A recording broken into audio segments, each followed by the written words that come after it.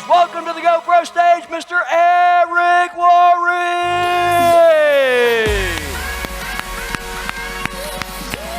Man, you just look freaking stunning.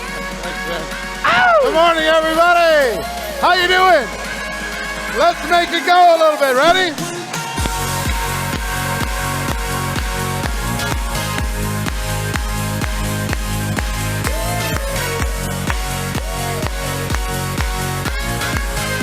Ready? Here we go. Oh, yes. GoPro. Good morning. Good morning. I'm excited to be able to share some ideas with you this morning on how you can make more money. How many people interested in making more money? This is a stupid question, right? What you do with it, well, you'll decide later. But here's the thing. I have a unique view of the network marketing profession, as you can imagine. I've been in the field. I've done what you've done. I've been a multiple $1 million a year earner. I've been in corporate. I know what that side of the world looks like. I've been a struggling distributor, and today I travel the world. I work with organizations of every shape and size, leaders of every shape and size. I coach people who represent products of every shape and size. So I get to see what's working and what's not working. And the gateway skill for network marketing, the skill that holds most people back, their lack of having this skill, is inviting. Getting people to take a look and understand what it is you have to offer. Making the invitation. Saying, hey, I've got this great product, or hey, I have an opportunity. Most people fall out of business right there. They join a network marketing organization. They say, okay, I'm ready to go. And then for whatever reason, their fear, they don't want to be embarrassed. They don't know what to say. They get a little bit of rejection. Somebody goes boo. And it's over. They just say, well, I guess it's not for me. Well, I guess I'll just use the product. Or I'll do it later. It becomes like that gym membership that is joined with great intentions and never used, right? So that's the gateway skill. But most of you have figured that part out, right? You've faced your fear necessary in order to be able to step into this profession on some level. Because to recap what it is that we do three things. One, we sell valuable, important products and services using word-of-mouth advertising. That's what we do. Two, we grow and expand a network of other distributors doing the same thing. And three, we increase the productivity of that network through our leadership. That's if you're going to define what it is that we do, that's what we do. A lot of times it feels like it's all recruiting. Nope, it's not. That's just one of the three things. Feels like it's all selling. Nope, it's not. Feels like it's all leadership. Nope, it's not. It's those three things. So, inside of that process, understanding that pretty much, here's what I learned, pretty much anybody can sell. If you believe enough in your product, you talk to enough people, anybody can get a customer. You might not be able to keep them, but you can get them. And for that matter, anybody can recruit. Recruiting's just a decision. If you decide, hey, I'm going to go get somebody, I'm getting them. They're coming in. Most of you have had that moment when you say, okay, enough with the fear, enough with the doubt, I'm doing it. And then you just went out there and faced your fear necessary and you recruited somebody and you got them in. Remember that day? The first day, your first recruit? Oh.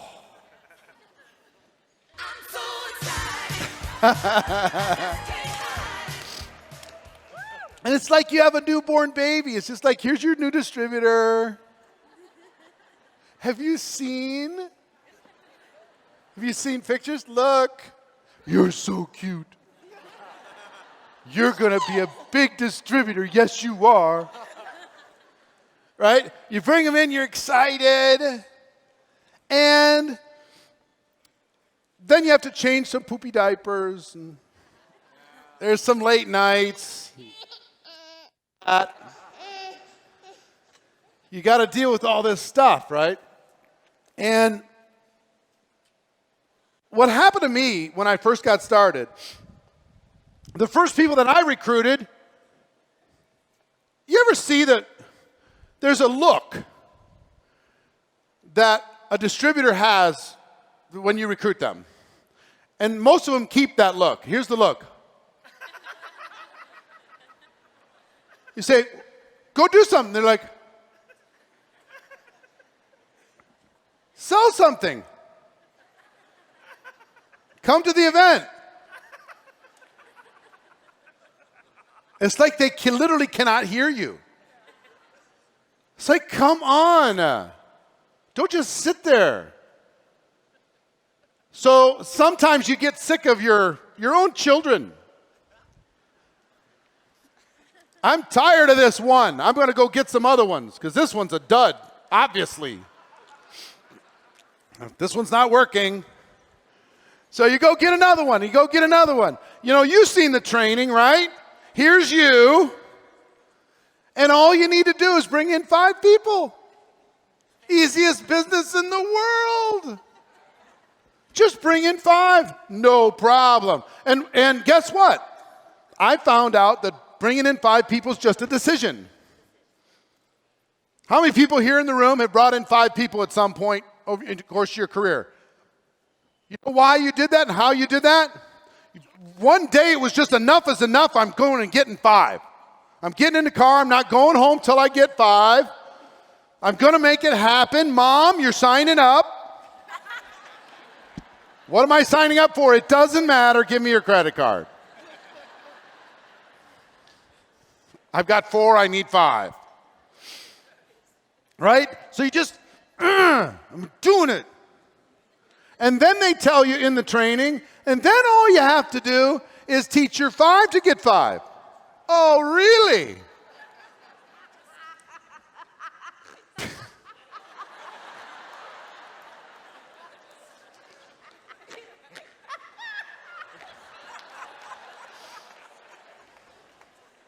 Right? It's like, oh, that's not easy. I thought it was like, well, it's like you take a snowball, you pack it up, you go to the top of the mountain, get it real tight, and you push the snowball up the top of the mountain. And then it creates an avalanche, and you get rich. Oh, I went to the top of the mountain, I made my snowball. It hit the first rock and burst into 1,000,000 pieces. There's no avalanche involved at all. So, you know, you do this, and for me, you see this bring in 5, and then they bring in 5, and then they bring in 5. And you know, now you have 125 people in your network. I'm growing a network. That never happened for me. It really didn't.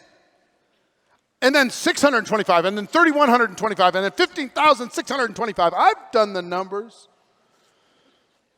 Runs right off the page. This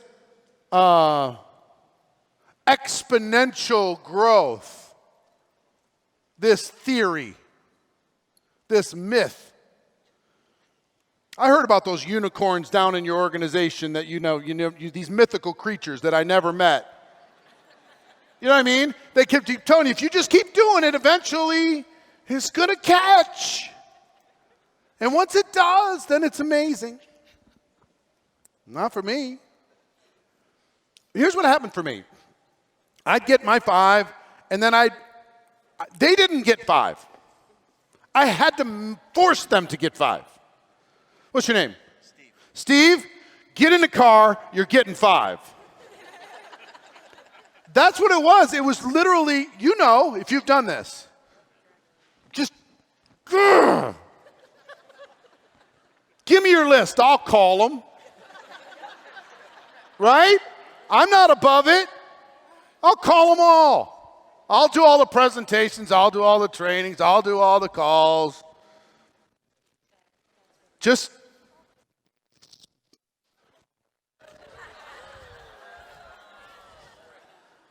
hello?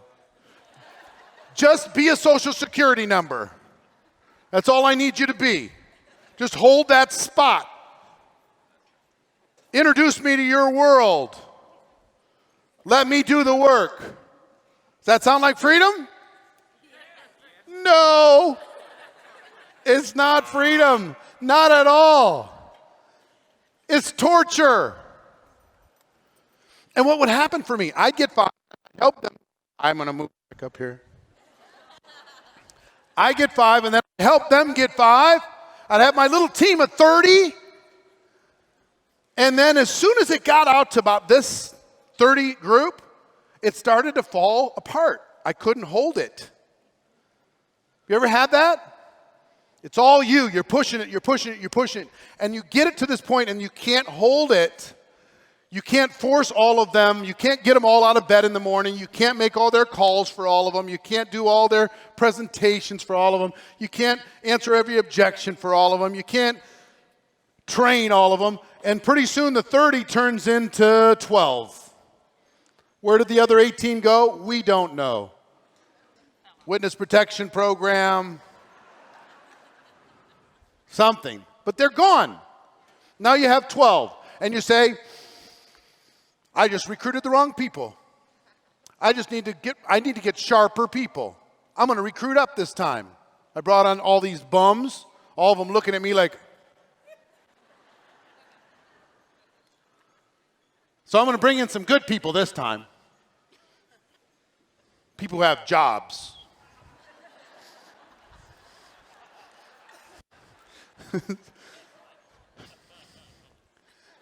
So they come in, and same thing happens. You get it out to 30, you've done it before, and then it falls back down to 9.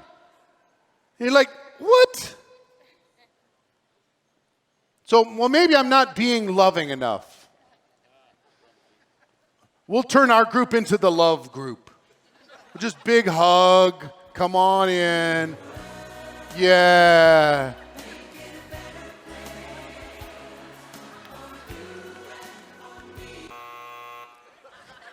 Nobody sold nothing. It was just, they all just sat there. It was like a group therapy session, my whole team.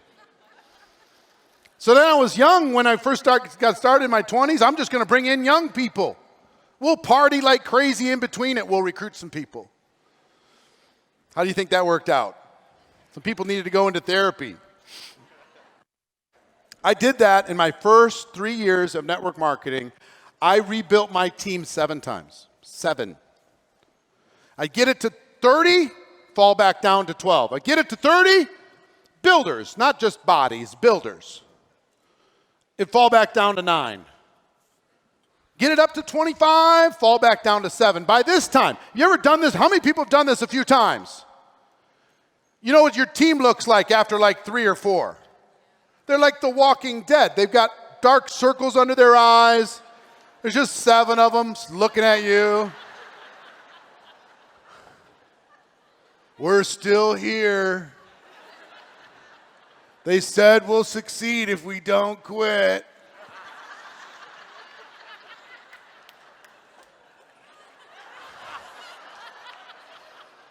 So depressing. You ever get depressed looking at your team? Just look at them and just like, oh. That's rough. And then you see these other Forrest Gumps walking through network marketing, making millions. They've got people in their downline they've never met, millionaires in their organization, 42 levels deep, and they don't even know what's in the product. They don't even know how the compensation plan works. What is going on? So frustrating. Huh? Oh, it's brutal. You ever get mad at those people? I have. It's like, what in the world? It's got to be luck. It has to be. You know some of the top earners in your company. They're not the sharpest. You know what I'm talking about. So for me, I got to tell you, I never had duplication. I never had it. For 3 years, I never had duplication. You know what I had? Addition and subtraction. I'd lose one, I'd add two. I'd lose three, I'd add one. I'd lose five, I'd add four. That was my life. And it wasn't freedom. It wasn't residual income. I didn't have residual income. It was just a job. My network marketing organization was just like a job. It wasn't freedom. So through all of this process, I finally cracked the code on how to create duplication in my organization. And I finally went from addition and subtraction to multiplication. And it worked for me. And since that time, that's 25 years ago where I finally cracked the code. But since that time, I've worked with the fastest duplicating organizations in the world. I've coached and trained and mentored many of the million-dollar earners and the companies that are duplicating like crazy. And I'm going to give you the playbook today on how to duplicate within your organization. How many people are interested in duplication? Say aye. Aye. All right, going to take some good notes? Say aye. Aye. Fantastic. Here's the first thing that you need to understand. You need to understand the statistics of our business. Every business has its numbers. Jim Rohn used to tell me, every business has numbers. You need to understand the numbers in your business. Now, some people don't want to hear the numbers that I'm about to share with you, but I'm going to share them anyway. Did you know that of all the people who get their real estate license every single year here in the United States, 90% of them never sell a single home? Did you know that? That's the truth. Did you know that all the small businesses created here in the United States, the average business investment is $65,000 to start that business, and 50% of those fail within the first 12 months? That's the truth. 80% in the first 5 years, 94% in the first 10 years.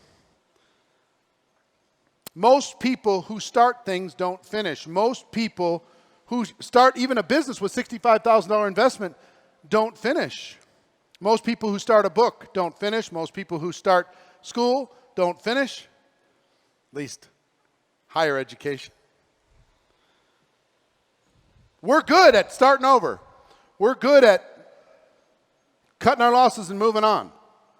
So here's what I'm going to give you some numbers.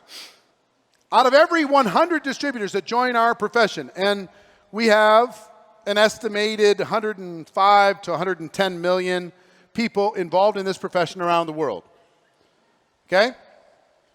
Out of every 100, 70 of them are categorized as consumers. They only purchase the product. At any one moment in time, 70 are consumers. They recruit 0 people. If you take a snapshot at any moment in time, these people got involved, maybe with the thought that they might build a business, but it quickly became a product experience for them. And think about the people in your organization that you brought in. How many of them recruited somebody and how many of them just used the product? How many of them came in and weren't willing to face their fear and bounced out? That's the number. They only purchased the product. 20% of them, 20 of them out of every 100 are what is called in the industry social enrollers. They recruit between 1 and 2 people. They love the product. They're willing to share, but they don't really want to build. super product passion. They're willing to share it with some people, but they don't have an intention to grow a network for whatever reason. 3 of them are in the recruiter category. 5 are in the retailer category. 5 are in the retailer category. They recruit 3 to 5 people over the course of their life. They sell and service customers primarily.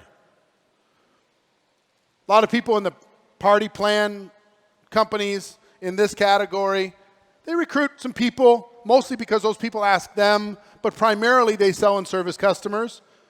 And they're an important part of our business, but 5% out of 100 are retailers. 3% are recruiters.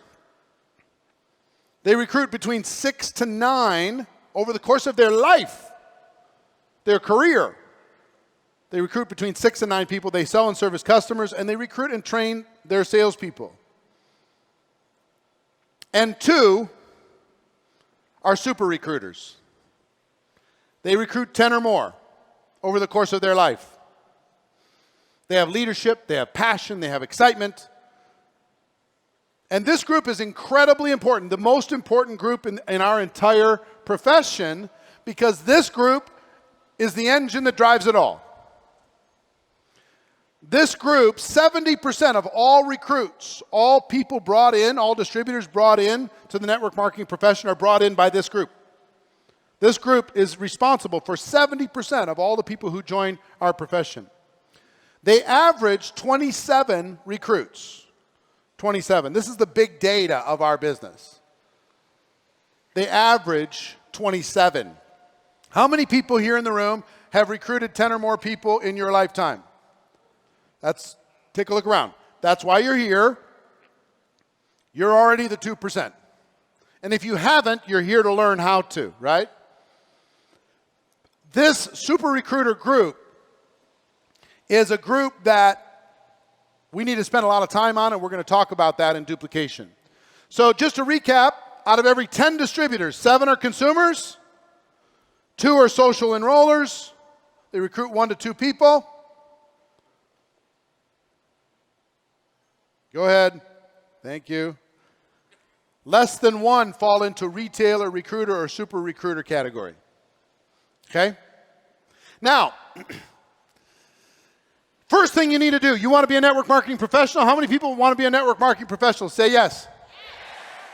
You need to accept the realities that most people don't start what they finish in anything.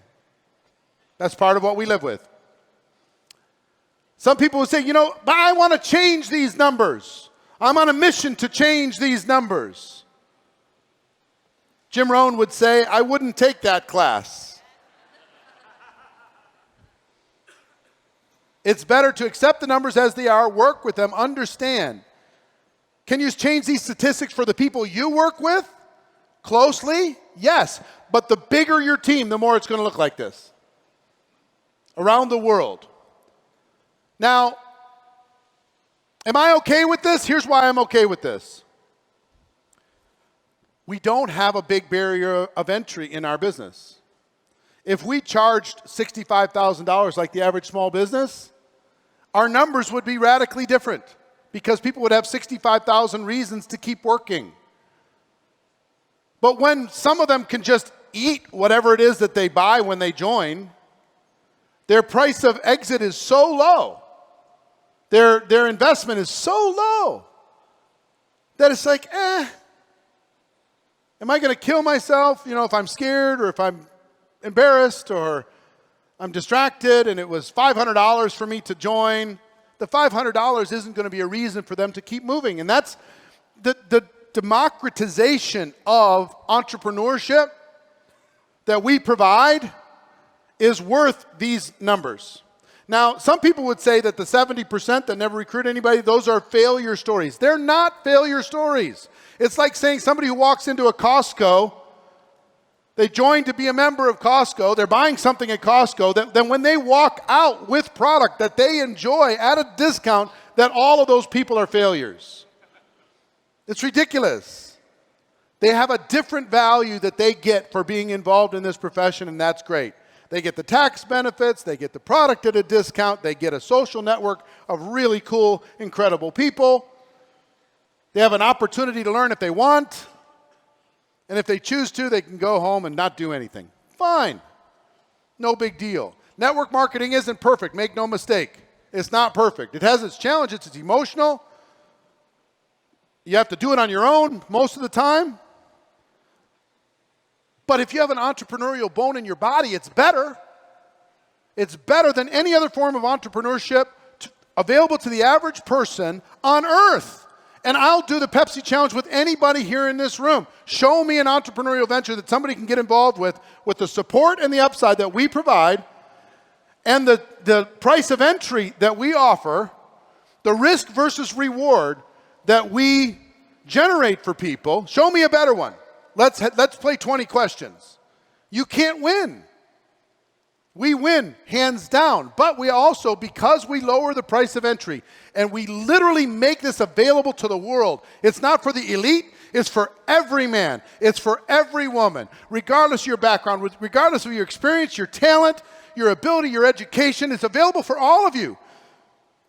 But we lower the price of entry so low that because of that, sometimes people aren't willing to face their fear. But I'll take the trade. I'll take the trade of giving the gift to the willing, offering an opportunity to the hungry. I'll take the trade versus selling $1 million franchise every single day. How many people agree with me? Yeah? So, small changes can make a huge difference in your organization. I did eventually crack the code. I did it. I accepted the numbers because it's frustrating. When you bring in 10 people and 7 of them find their way into the witness protection program, you feel like you failed. There's something wrong with me. I wasn't a good enough leader. I didn't provide enough inspiration. I didn't provide enough support. You just need to accept the fact that you offer an opportunity to the world. Some say yes and some say no. Love them all. Some will come back. Some will bounce in and out for a while before they anchor themselves in. That's okay.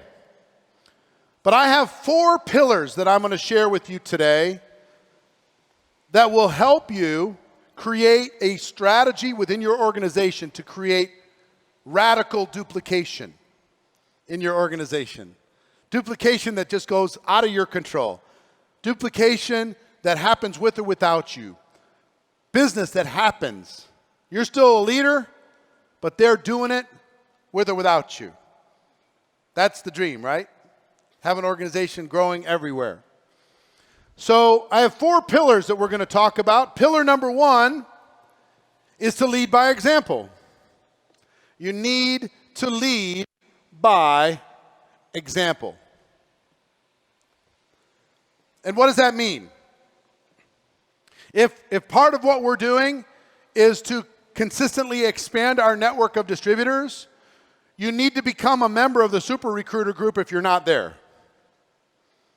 You need to become a member of the Super Recruiter Group if you're not already in the Super Recruiter Group. If you haven't recruited 10 or more people, get that done. Document how you did it. Start telling the world. Do a training on it. Tell them how you do it. Now, some of you are wired one way and some of you are wired another way. I've got to tell you, if I'm honest, that prospecting was always uncomfortable for me. As an introverted person, it was a challenge. I love this. When you're in and you're lit up and you're excited, you're going to take on the world. I love this. Get me to this. But when somebody's focused on something else, maybe they got an attitude, they got all these preconceived ideas, they're distracted with something else, I feel like I'm bothering them sometimes. I've got to get my head, and it was literally, for me, here was my coping mechanism. It was like I had to put my recruiting clothes on. Because some people, some of you, every day you recruit. You just get up and recruit. I don't understand you people. That's painful for me. Every day they get up, you recruit, you train, you're doing everything every day. For me, I almost had to do it a little bit at a time. Like I would recruit like crazy. I put my recruiting clothes on, and all I would do is recruit. I recruit for 30 days. I'd bring in 20 people in 30 days. I recruit for 90 days. I'd bring in as many as I could over the 90 days. And I just recruit. Didn't think about anything else. Didn't think about, because guess what? For me, all the other stuff became avoidance behavior. Wait, my team needs training. So I'd jump into the training. Oh, wait, I need to communicate that this event's coming up. So I'd jump in there, and pretty soon the day's gone. I have a lost day, a lost week, a lost month, and I haven't got anything going. So what I found for me is doing it in bunches was a good coping mechanism for me. It's like whenever you're a kid, remember being a kid and being afraid of the dark, and you come up to a dark room and you got to get through the room to get the light switch turned on? And like, okay, I'm going to be brave. I know the light switch is over there. And you start walking through and you end up running to the other side because you got to get that light switch turned on right away. That was what recruiting was like to me. I'd rather just get it over with, rip the Band-Aid off. That was, and that was how I dealt with it. Now, I'm not saying you have to do it a particular way. If you want to recruit a little bit every day, go ahead. If you're not getting great results with that, maybe you want to try something else. Recruit in bunches. Take 1 week and do nothing but recruiting. Take 3 days, do nothing but recruiting. All day, all night, just immerse yourself in it. Take a week, take a month, take 90 days and do nothing but recruiting. One of the strongest things, when I coach top earners from around the world. One of the key elements that I impress upon them to create more duplication in their organization. Because guess what most top earners are trying to do? They're trying to do the third thing that we do in network marketing is increase the productivity of their network through their words and not their actions. They're trying to tell their team to go do what they did 3 years ago. And that, people do what you're doing now, not what you did a long time ago. So here's my recommendation to the top earners in the profession. My recommendation is this. Once a year, at a minimum of one time a year, bring in the class of 2017. Bring in the class of 2018. Decide how many that's going to be. Maybe it's once a year you're going to bring in 20 people. You've done it before, you'll do it again. You're going to bring in 20 people and you're going to grow that team. You're going to develop that team. Because have you ever noticed that when you bring people in a group, there's a different dynamic?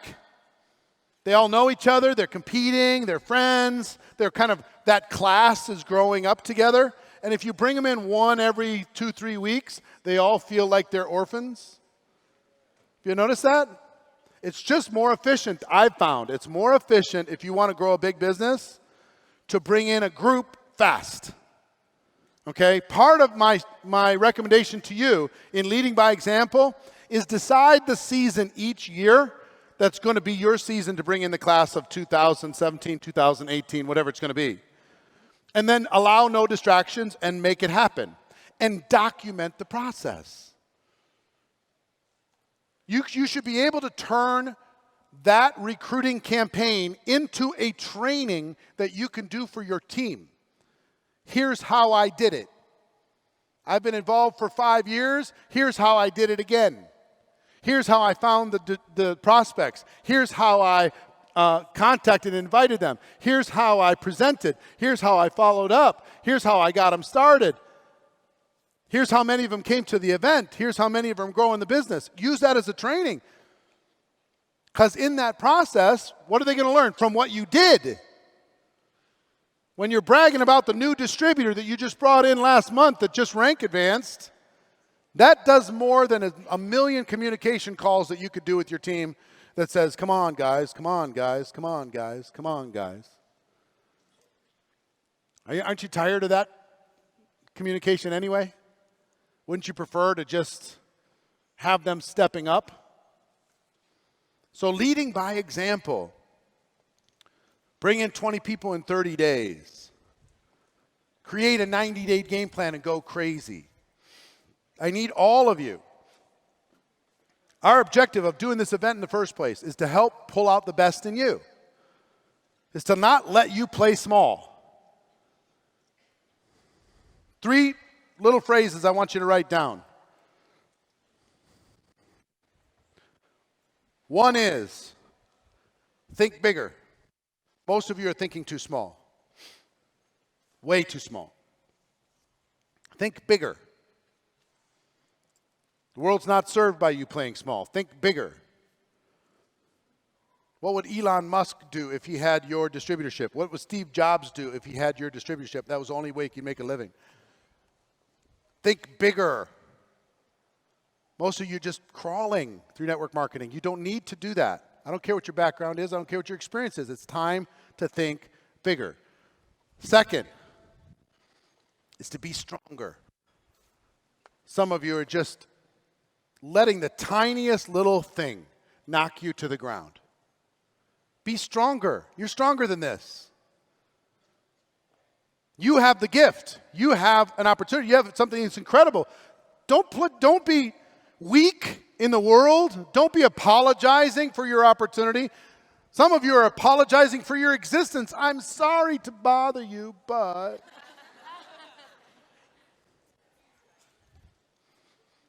Be stronger. Be stronger. And 3, move faster. Move faster. Some of you are getting ready to get ready, to get ready, to get ready, to get ready. You're getting more notes to get ready. You're preparing to get ready. Move faster. Just go. Say yes. Tell the world. Figure it out. Leap and the net will appear. Just go. Speed takes care of a lot of stuff. Movement takes care of a lot of stuff.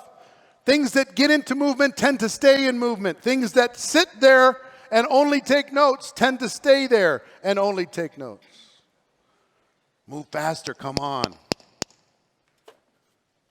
Gotta move, gotta move, gotta do it now. You know what some of you are gonna do? You're gonna take all this stuff from this weekend. I'm ready to go. This is gonna be amazing. This is my year. I wanna tear this up. Once January 1st comes, the plan is gonna be unleashed. I just need 45 days to map it all out. You know you will. Some of you are already thinking about it. Oh, this is going to be amazing for my January 1st plan. Move faster. You got this. So lead by example. Lead by example with reframing what it is we have. We have a gift. Be the example that says, hey, come on. Let's go tell the world the gift that we have. Let's not apologize for our existence. Let's go rescue people from desperate lives. Let's go show people that we have a better way. Let's go do it, and I'll start. I've done it before. I'll do it again. Who's with me? Say aye. Lead by example. Pillar number 1. Pillar number 2.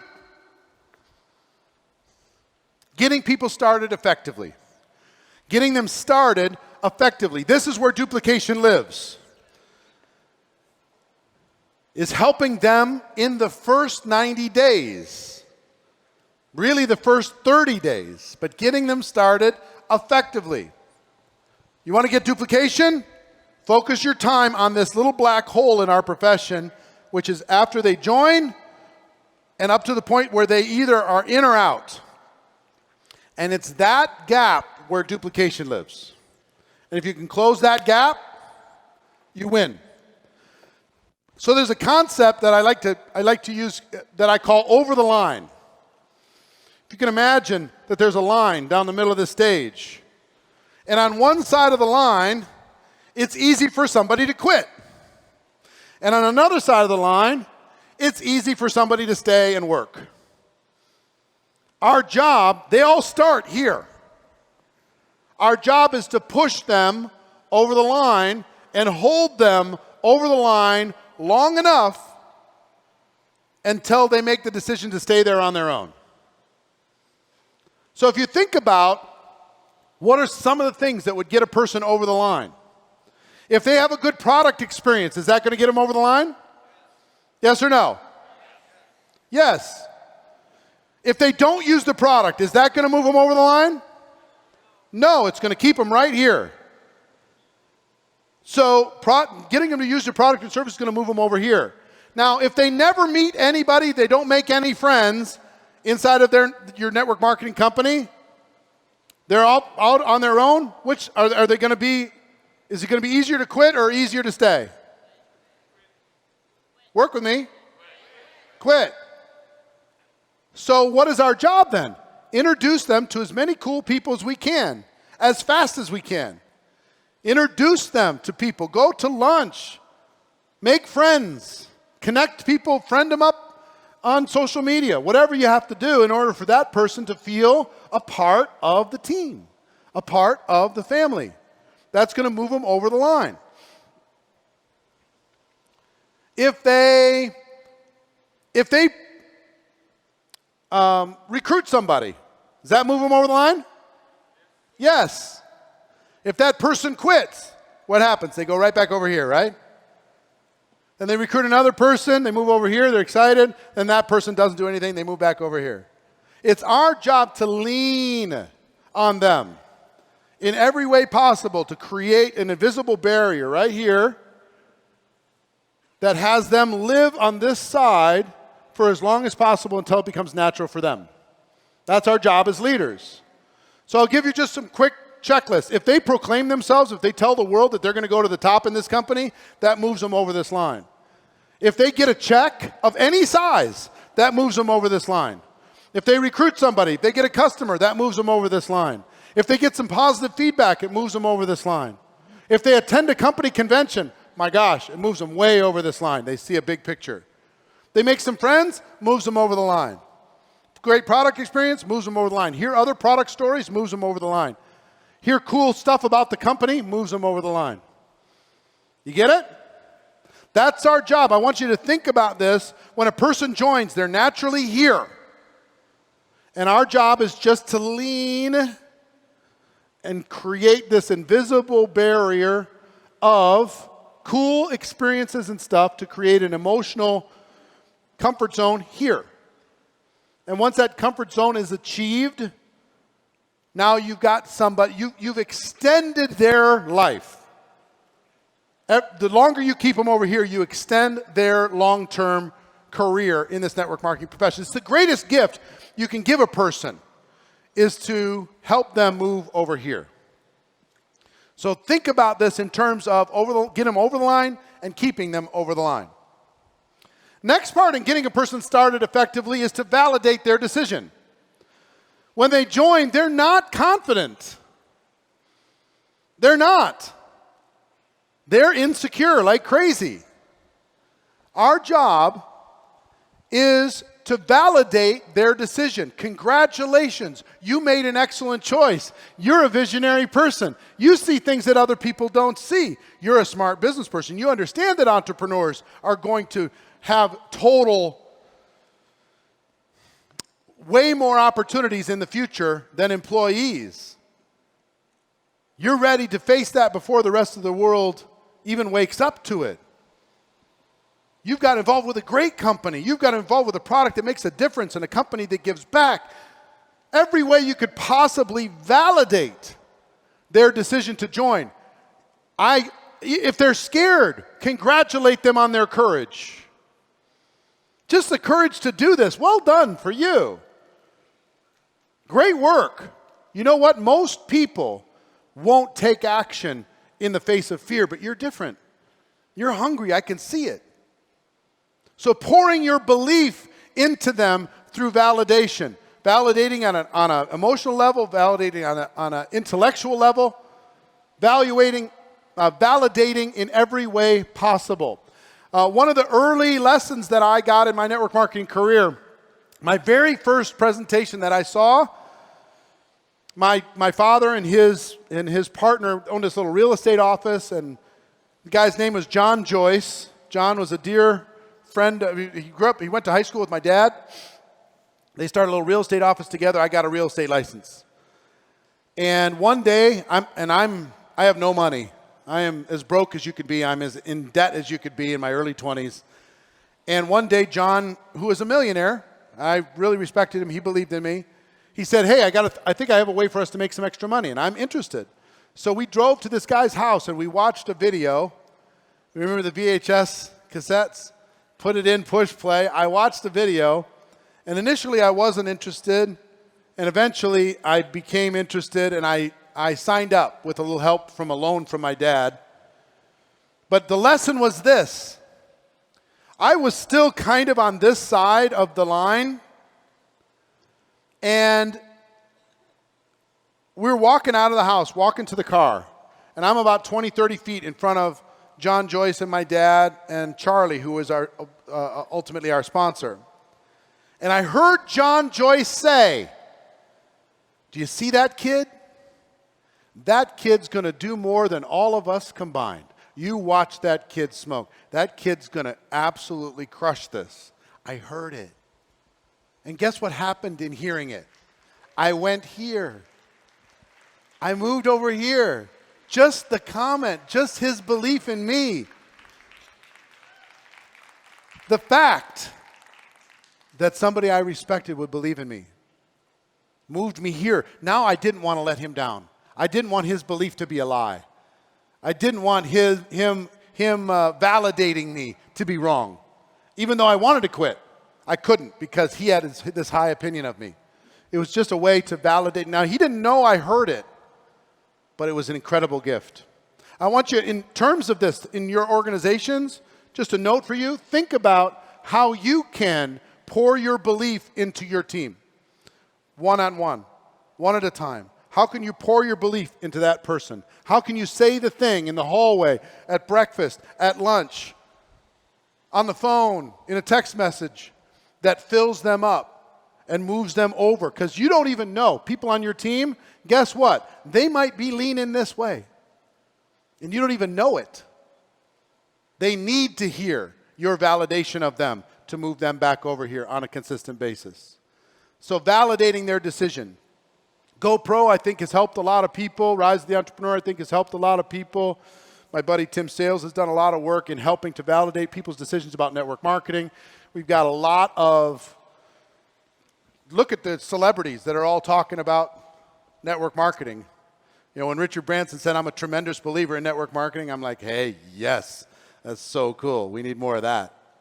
Anytime you can get those things, use them. It helps. All right, next. This is probably the biggest, one of the biggest areas of getting a person started effectively is to set proper expectations. Setting proper expectations. Are we good at this, yes or no? We're terrible. We're the worst. Come on in. It's easy.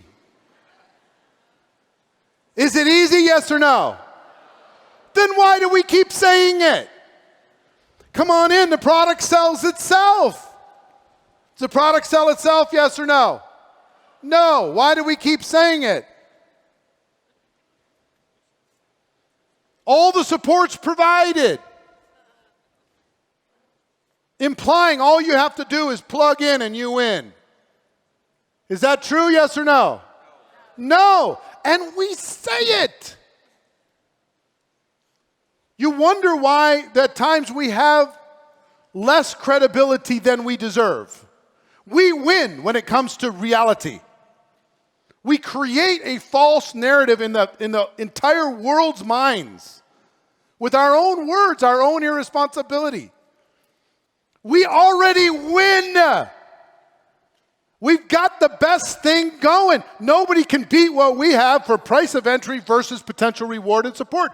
Nobody can beat it. Why do we have to say, it's easy, it's simple, it sells itself, just come on in. All you got to do is just sign up. $500 and who knows, maybe you could win a car. It's so ridiculous. So if we want to do this better, do you think that has credibility when we say all those things? Why do you think the average person that's not been educated to the realities of our world thinks what they think about network marketing? You know why? Because of our words. because of our nonsense. And when we change that, we win everything because reality already wins. So, in setting proper expectations, point number one, there's going to be some ups and downs. Are there ups and downs in a network marketing business, yes or no? Is it important to tell a brand new person that? There's going to be some ups and downs. One of my early mentors, his name was Michael Nelson. He got a person started exactly the same way every single time. And I listened to it. He was cross-lined from me, but he was an incredible trainer for me. And I listened to what he said. And here's the first thing out of his mouth when he sat down to have a game plan with a brand new person. He said, listen, if you succeed in building a network marketing business, that'll be because of you, not because of me.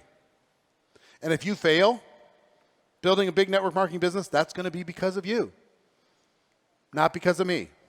Success or failure ultimately is up to you. So I'm here as a resource, but not as an excuse.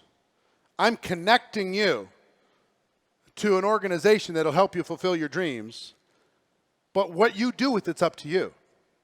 You see what I'm saying? Does that have more credibility, yes or no? Does that set them up for success and independence? Yes or no?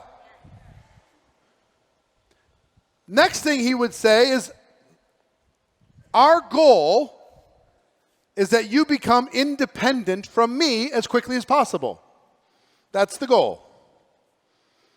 The goal is, in a very short period of time, you don't need me. Is that different from what most people do? Most people say, come on in, I'll do it all. The implication, come on in, I'll do all the presentations. You provide the people, I'll do everything else. Versus saying, hey, our goal, we'll do that at the beginning, that's fine. But it's tell, show, try, do. I'm going to tell you how to build a business here. Then I'm going to show you, and you watch.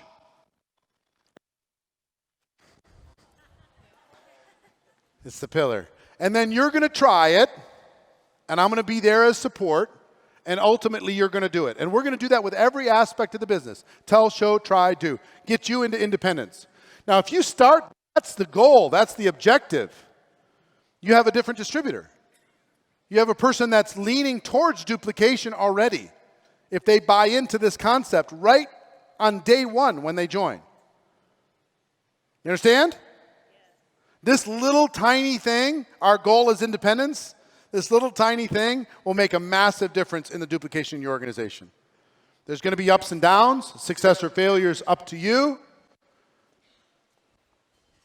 And our goal is independence. Next. It's going to take time. It's going to take some time. We give the impression that come on in and you're going to make a ton of money really fast. You're going to get rich fast. Here's the truth. It's going to take some time. Now, it's worth it, but it's going to take some time. I have a little formula. I call it 1, 3, 5, 7. It's going to take about a year, 1 year, for you to become competent in this business. Learn the fundamentals. Be able to make enough money to pay for your product, go to your convention. On average, it's going to take about 3 years for you to be able to go and create a significant part-time income, maybe potentially a full-time income of dedicated, diligent work. It's going to take about 5 years for you to become a significant earner of dedicated learning as you go. And it's going to take about 7 years for you to become world-class. 7. You've heard in the book Outliers, it takes 10,000 hours to become an expert in anything. Same thing's true here. It's going to take some time. And that's okay. You're going to be 7 years older anyway. Why not be world-class at something in 7 years? So if you set the expectation, one of the things that we did in one of the that I worked with is we had people make a commitment for 1 year. was just be here a year from now and commit to the process of learning and growth between now and a year from today. Divorce yourself from the outcome. Divorce yourself from the results. Don't worry about that. Don't look at that. Consider this a learning experience over the course of this year. And let's reevaluate in 12 months. And we had people sign a little piece of paper, send it into the company. And people were serious about that commitment. So think about that versus, hey, let's give it a try for 30 days. That's where most people who join network marketing, they're thinking about it in 30, 60, 90 days versus, hey, let's at least give this a hobby level commitment for a year. It's going to take time. Hello. I want to come back and say hi. It's really hard. All right, next. It takes work. It takes hustle. It takes work to do this. It's not magic beans. You can't just throw it into the ground and get rich. Guess what? The top earners, they earn every penny because they work their butt off when nobody else is watching. They get it. They're there when nobody else is showing up. They stay after everybody else has gone home. I know what it's like. It's lonely building a network marketing business sometimes. It's misunderstood. But the fact is, if you decide to work your butt off to do something great, work your butt off to get excellent at this, work your butt off in order to be able to build something, make something, it's worth the work, but you got to put in the work. Because guess what we tell the world? It's not work. This isn't work. Want to bet? This is work. This is work. And most people aren't willing to do. Most people aren't willing to do work outside of a rigid structure. Some of this is just learning to think. I had to say hi to my friend. Some of this is just learning to think like an entrepreneur because most people don't. They told me I couldn't go past this board. My fault. It's my fault. I know. I'm heading back. I'm heading back.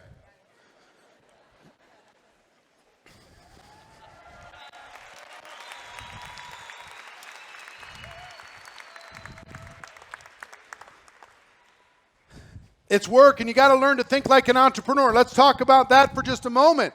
Guess what most of us have been trained to do? Think like an employee ever since we were 2 years old.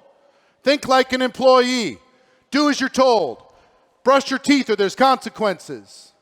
Make your bed or there's consequences. Right? That's what we've been told to do. We've been taught to think like an employee from our kids or from our parents that told us what to do. Stop hitting your sister. Go to bed. It's time to go to bed. And then we go into the educational system and they tell us what to do. And if we don't study for the test, we don't pass the test, and there's consequences. There's rules.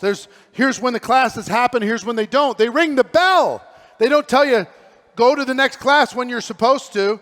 They ring the bell to tell us when. And we've been trained to respond to the bell.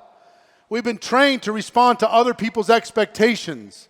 That's what we've been trained to do our whole lives. We go into the workplace. We go, higher education, same thing. We go into the workplace, what happens? You go into the workplace, do as you're told. Fit into the machine. Have lunch when we tell you. And take your break when we tell you. Don't talk up too much. Don't make waves. That's what we've been taught to do. We've been driven by external forces our entire lives. Very few of us have acted on our own volition without somebody else creating a box of consequences around us. We're like a pinball machine. We're the pinball. We go over here, boss says, nope, don't do that. Bing! You go over here, you go home, spouse says, nope, don't do that. Bing! You move over here, bing! And you're living back and forth, and you've been taught by your environment what to do and what not to do. And then, inside of that environment, guess what that's created in us? If I travel the world, and when I talk about the word work, guess what comes to mind for the average person? pain. Pain is associated with work. Something to get away from is associated with work. Something to avoid. Drudgery is associated with work. Something to retire from. That's what's associated with work. So, since we've been trained to, like, oh my gosh, I'm so bummed out because it's Sunday night and tomorrow I have to go to work. But thank God it's Friday, because tomorrow I don't have to work. So it's no doubt that when we get involved in network marketing, it's no surprise when we get involved in network marketing that all of a sudden, the first time we're not supervised and there's no immediate consequences, we say, I work for myself, so I'm going to take the day off. And a day turns into a week, and a week turns into a month. And we don't know why the results aren't happening, but they're not happening because we have been trained to detest work. Work is creation. Work is contribution. Work is purpose. Work is passion. That's what it should be connected with, especially when you have a vehicle to express that work. So understand that what this does for you, if you can reframe your mind when it comes to work and be excited about work and move yourself into work, it'll take you in places that you can't even imagine. Now, I got to talk about the employee mindset for a moment, and I want you to imagine something. How many people have a source of income outside of their network marketing business? Raise your hands, please. Okay? I'd like you to write what that source of income is down in your journal or on a piece of paper. What is it?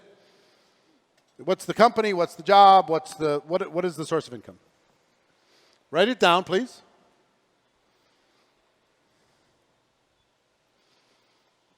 And next to it, I want you to write down your network marketing career. You can put your company. You can just put network marketing if you like. Whatever you like to put. Put it next to it.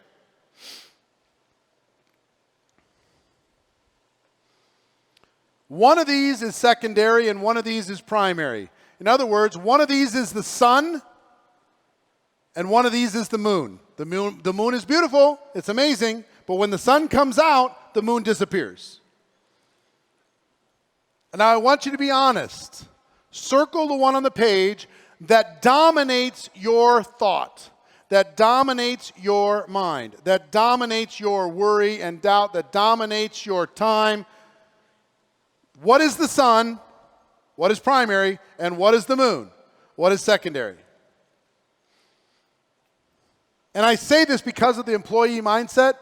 Some of you have been taught that it's more honorable to work the job than it is to grow your business. And some of you have your network marketing business is clearly your secondary thing. It is the moon. And the sun is your job or your business or whatever it is that you have. One is primary and one is secondary.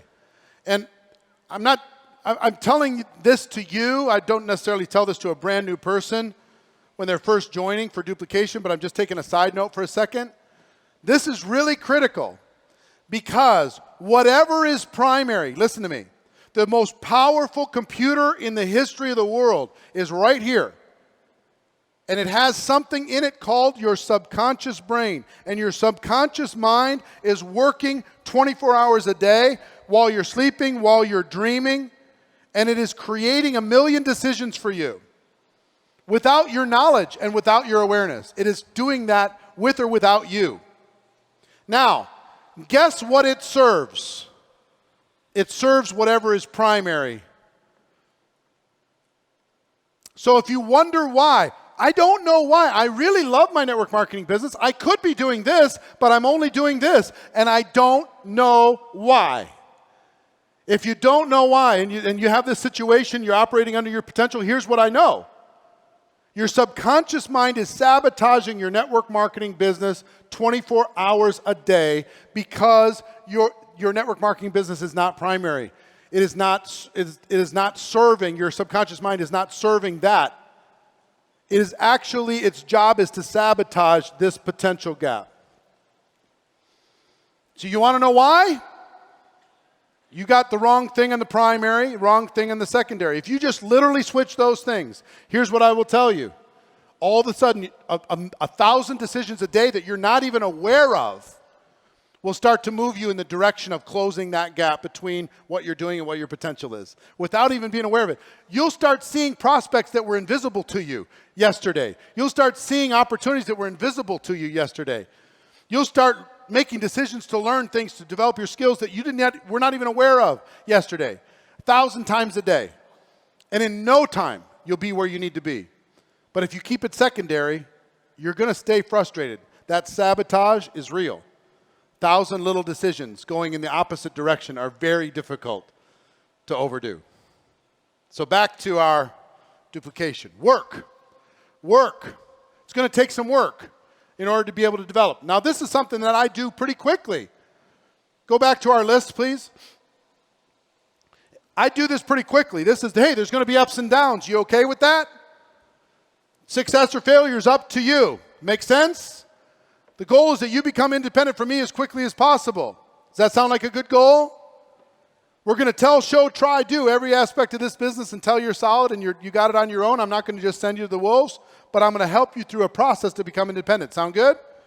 Going to take some time. Does that sound reasonable? You willing to give the time? What's the time commitment you're willing to give before you say, okay, I'm done with this? All right, fantastic. Let's work together to make that happen. It's going to take some work. Nothing free here. Reasonable, right? They say yes. And it's going to take, after work, it's going to take some growth.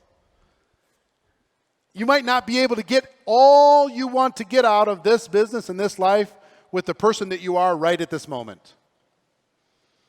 You might need to become more if you want to earn more. You might need to learn some skills. You might need to develop yourself. You might need to overcome some self-doubt. You might need to look at some old stuff. You might need to expand your vision. It's going to take some growth. Are you committed to growth? If you're committed to growing, then we can work with that. If you want to go all the way to the top, being just the person that you are right now, we might have some limitations. No matter where you come from, this is a new business. It's going to take some growth. All right, next.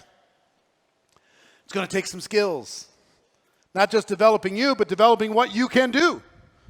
Now, these skills aren't hard. Finding prospects, inviting people, presenting, following up, answering questions, overcoming objections, getting people started, right? Promoting events. It's a handful of skills. No big deal. We'll learn them together. But it's going to take some skills. You can't just depend on the company to do it for you or me to do it for you. Ultimately, if we're going to tell, show, try, do, help you become independent, we have to help you get some skills. The skills will set you free. They really will. Think about anything you've ever been confident in your life. Anything. Why were you confident? Because you developed the skills. Anybody here in this room ever a top-level athlete? Anybody? Some hands? Why? You developed the skills. You know? Were you confident in that athletic ability? Yes. Why? Because you developed the skills. The skills give you confidence. The skills give you freedom. They're not super hard to develop. You can develop them, but you gotta set up and say, see, too many people get involved in network marketing. They say, the company's going to do this for me. The upline's going to do this for me. The product's going to do this for me. The events are going to do that for me. What if those things didn't exist and it was just you having to provide what was necessary for the growth of your business? Use all of those as resources, but not excuses. You develop. You become the support system. Entrepreneurs don't wait for support. They create support. Be an entrepreneur. Don't be an employee. Some of you be an employee-minded. Here's how you know you're an employee-minded person, is when you're really irritated that you're not getting enough support. That's what an employee thinks.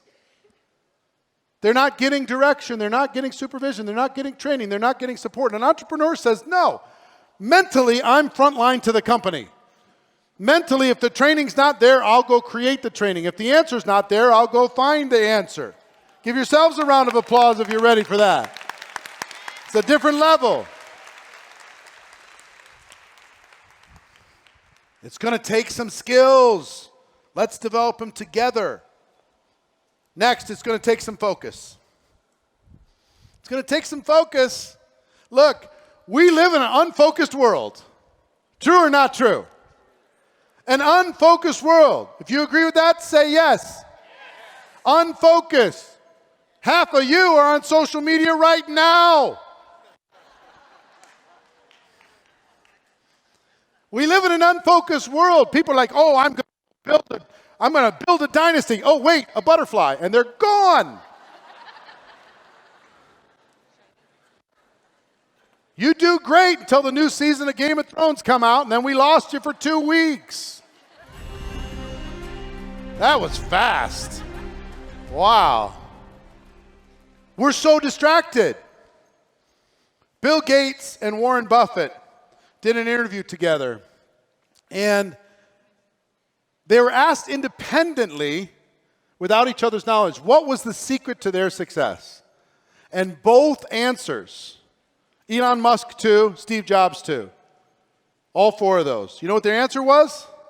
Focus. Laser focus. They're doing this. They're going to make this happen. They've got this vision. They've got this dream. They're not going to look right or left. They're going to be focused. So when I'm working with a brand new person, what's your name? Jay. How you doing, Jay? So if I'm working with Jay, guess what I'm doing? What I'm doing with Jay is I'm going to say, Jay, can you and I, with this list, ups and downs, success or failure, independence, tell, show, try, do, it's going to take time, work, growth, skills, and will you focus with me? Because if you'll focus with me, we can create something. We can make something. But if you're here, over here, and you're over there, and you're looking at this, and you're looking at that, and you're trying out stuff that doesn't work, let's focus on the things that work now. We'll add all of our brilliance later to the stuff that works, the proven concepts now. Because if you'll focus with me, if you give me the time, you'll give me that focused energy, nothing's impossible. With me? All right, he's with me. Who else is with me? All right. And last, it's going to take some mental toughness. It's going to take some grit.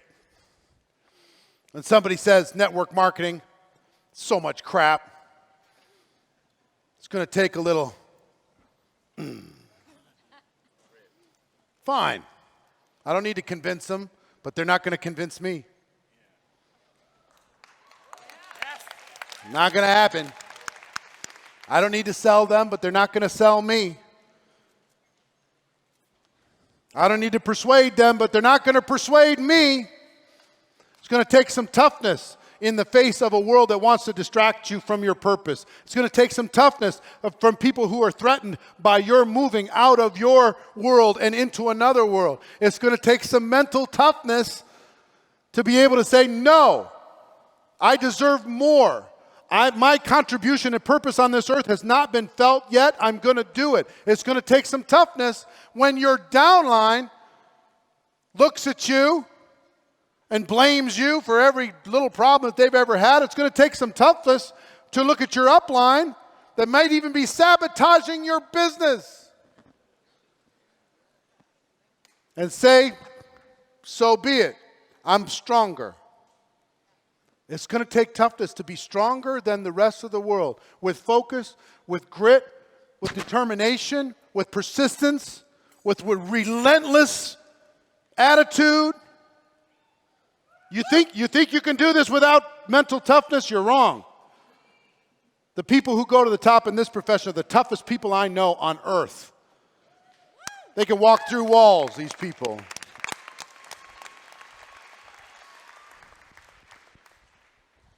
So pillar 2 is setting proper expectations. I did this in a longer period of time, but when I do this with a brand new prospect, you can do all of this in 15 minutes, max. Bing, bing, bing, bing, bing, bing, bing, bing, bing, bing, bing. Make a little checklist of this, take a picture of this. When you sit down with a brand new person, it is a must, because when they first join, are they on their way out or their way in? Out. Our job is to move them over the line with this conversation. This is the critical conversation of a network marketing career. This, in the first 15 minutes of an average distributor's life, is what will give them, it's the incubator that keeps them alive for the next 9 months. This conversation. And you could choose to be too busy for it, and you could choose to say, well, send them a PowerPoint, send them a video, or you can choose to really invest in a human being. Make no mistake, that's what we're doing.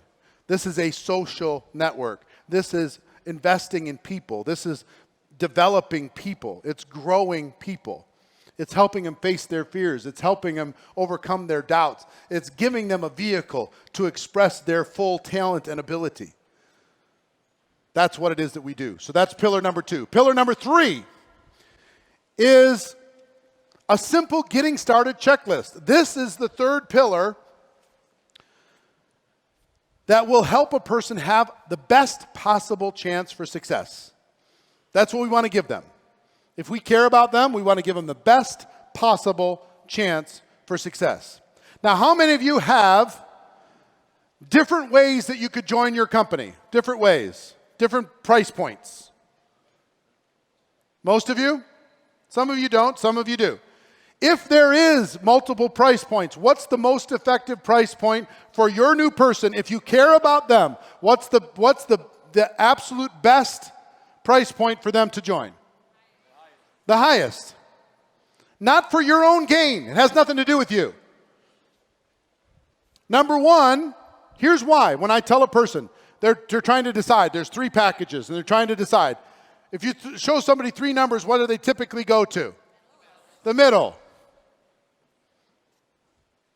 So I'm going to say, look, you got 3 different choices, but in my opinion, there's only one. And here's why. People are going to do what you do for the rest of your life. Your example and your story is going to be worth a lot. You only get started once. You're going to help people get started thousands of times. You only get started once. You get to tell the story 1,000 times. Which story is going to serve you best? Which story is going to help you achieve your goals and help them achieve their goals most effectively? That's number 1. People lead by example. Your story is powerful, number 2. And number 3, the company came up with that package for a reason. They came up with that so people who are wishing to have success would have an opportunity to step into the highest possible level of success. So letting somebody come in lower, that means they sold you. Because if they're going to come in anyway, there's never a big difference. We're talking about a few $100s. For something that would make you hundreds of thousands over the course of your career, it's not worth it. Not worth coming in at the bottom. There's times in my career where I would not sponsor somebody who came in at the less than the highest package. Just because I knew that they weren't going to be worth much. And it wasn't worth my time. If it's a couple $100 difference. So joining in the most effective way, highest level, number 1. Next. The monthly commitment. If there's here's the question. What is the monthly commitment that would represent your commitment to building a big business? When it comes to using the product, when it comes to whatever it is that you're doing on a monthly basis, is that in alignment with your goals? Let's talk about that. Because this is where people get really apologetic inside of network marketing. They say, well, here's the thing, and I don't want people buying something to have it sit there. I want them to either be using it, sampling, using it for their story, using it for their own personal, building their own belief with the product themselves or the service. So whatever that is, same thing. Next. Tools. If there are tools in your business, if there's an app, if there's a website, if there's Zoom, if there's whatever it is that your organization is using, if there's materials, if there's hard materials, if there's books, if there's magazines, whatever it is, make sure that they have it because they're thinking about independence, right? Make sure that they have it in their hands, because when a person has the collateral material, or they're equipped and they're prepared and they're going out to grow a business, they're more independent than if they have to scramble around and look for you. So if tools are appropriate, or apps or sites or whatever, make sure that they're connected. Next, become a raving fan. After they join in the most effective way, here's our objective: that you become a raving fan of our product and service. How do you become a raving fan? Go ahead, next. Oh, back it up. How do you become a raving fan? 1, use it. 2, document whatever's happening for you. 3, tell that story. Become a raving fan. It's got to be an objective. This is part of you building your business. Your objective is you become the raving fan, the biggest fan of the product or service. And the only way to do that is to engage in the product or service. The product or service is not an excuse in order to be able to make money through building a network. It needs to be something that you develop passion around. Now, it might be a passion that's developed because you're joining because of the opportunity, and you can see the need, but it's not necessarily a need for you, and then you transition that, you become a raving fan. Build your story and be able to tell your story. Next is the foundation rank. Every company has a rank in it that I call a foundation rank. Let me give you the criteria for a foundation rank. This is a building block. If you imagine a distributor is a grain of sand, a foundation rank is a brick that you can build a building with. Think about it as a rank that a person could stretch to get to in 30 or 60 days. It has a little structure to it. And all you have to do is get a person to that rank and help other people get to that rank, and you can build all the way to the top. So can you think about what it is inside of your company? The objective must be that you create a game plan to help your brand new person, and a strategy to help them achieve that foundation rank as quickly as possible. That's the only objective. You don't need to teach them every part of the compensation plan. You don't need to teach them every aspect of how to grow a business. Just create what's the strategy that you can use to help them get to a foundation rank as quickly as possible. That's the goal. And you get their buy-in, get them to accept it, then we're home free. Next is time and task management, giving them some tools to be able to manage their time effectively. Like if you get together, let's say I've got a brand new person, and I sit down with Armand, and Armand, hey, you want to grow a business? Yes, I do. You're busy? Yes, I am. I got all kinds of other stuff going on. Fantastic. If I sit down with Armand for an hour, we can send out enough text messages to fill up his entire calendar with me helping him with presentations or him using tools to be able to do it. That's a way to kind of manage time and task management, to be able to say, how many hours a week do you have? What can we do to make it most effective? Let's really, really get serious about putting the most value into the time that you have available to you. Mapping out a strategy for him, mapping out a strategy for her, mapping out a strategy for whoever it happens to be, working with them to help them see what's possible. Next is telling your story. I would teach them how to tell their story. We don't have time to do that right now, but how to tell their story. Their story is going to be one of the most effective ways that they can invite people and present their opportunity and their product to other people, telling their story. So after that, getting their first customers. I have somebody, when they get their first customers, when they get their first distributors, here's what I'm looking for. If I want to get them over the line, here's what I'm looking for. Who's the easiest customer we can go talk to? Who owes you money?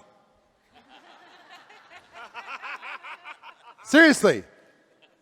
All I want is to break the ice. I just need to get a customer. Who's the easiest distributor? The most ambitious, passionate, hungry person that you know?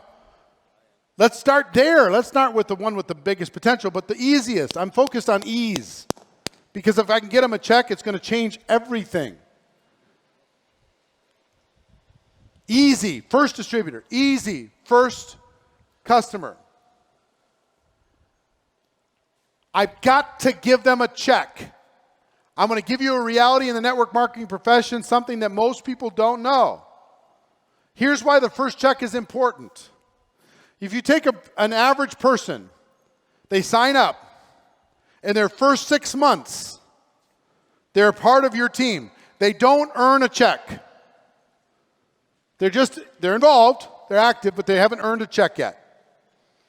The average retention of that person is approximately 20%. 20% of those people, can you throw that up, guys? 20% of those people are active. You got it or no? It's next in my notes. All right, they'll get there. Now, take that same group of people, that same group, and they earn $1, a single dollar in commissions from the company in the same 6 months. The average retention goes to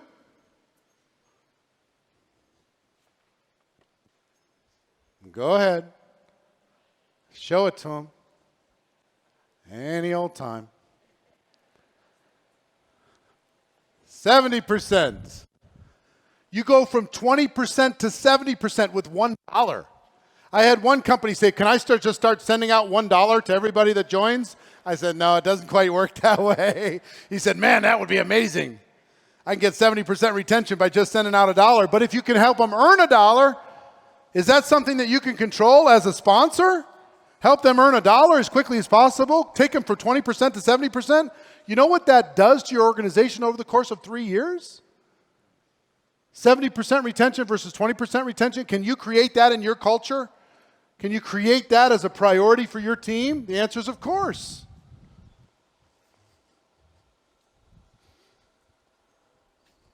And one more thing to our list on the Getting Started checklist is you must get them registered for your company convention. Once you get a brand new person registered for your company convention, you have a different distributor. You have a different person. You have something you can actually work with. You have somebody who is now locked in and has something to work for. So recap it, please. Lead by example. Get them started effectively. Getting started checklist, your first customers, your distributors, your first check is important, and get them registered for your company convention. Just a quick little bang, bang, bang, bang, bang. Now I've done 15 minutes to be able to emotionally get them to understand independence, ups and downs, all that stuff. I've taken another 15 minutes to be able to say, here's what we're going to be doing here, right? And that leads us to pillar number 3. Huh? Go back in my notes, guys. Back. Okay, got it. Forward. So pillar 1 was lead by example, right? Pillar 2 was set their expectations. Pillar 3 was to get them started effectively, a getting started checklist. Was it? Did I get it right? It's just a stream of consciousness anyway, so. Now, how many people have at least 3 pages of good notes so far? All right, good. I want to talk to you about your job as a leader now, and then what you can do to supercharge your organization. We talked before about 70% of people being consumers and 2% of people being super recruiters. You want to create massive duplication in your organization. Let me tell you what is going to move the needle and is something that you can control easier than any other thing that I'm aware of. That is increasing the number of super recruiters on your team. I have to give you some statistics here, and this is from big data. This is dealing with tens of millions of distributors, so it's Very statistically valid. You need to be focused on growing the number of super recruiters on your team. It's the most highly effective way to create massive momentum and duplication in your organization.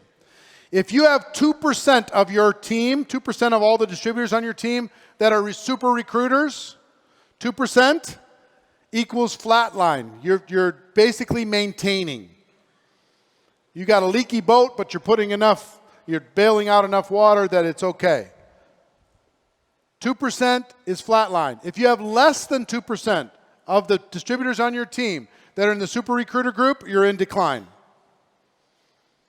You have negative momentum. You're going backwards. If you have 3%, you have solid double-digit growth. You're growing, 20, 30, 40, 50% a year. That means 3% of the people on your team are in the super recruiter group. You want to create momentum? 4% or more. You see, I work with the fastest growing organizations and the fastest growing leaders on earth. And guess what they have in common? It's this 4%. And they're focused on it. Once you get that 4% in place, you can't stop it. You have duplication happening everywhere. 4% plus. That means out of 100 people, 4 of those 100 have to recruit 10 or more people at any one moment in time. 4 plus. Now you see some of the organizations that went from 30 million in sales to 300 million in sales over the course of 3 years. Have you heard about some of these companies? You know why? They had like 8%. That's how they grew 10x in 3 years. They had 8% doing that. But if you can hold 4%, you're talking about massive, uncontrollable momentum within your organization. More duplication than you could even imagine. If you have less than 2%, guess what you have?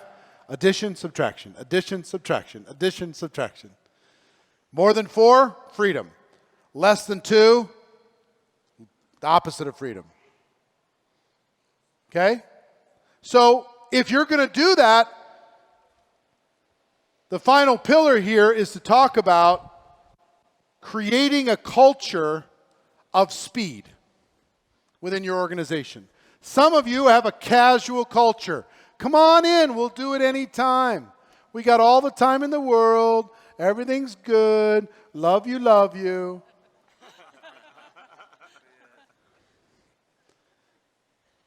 And think about any great organization. What made them great was the culture that they created.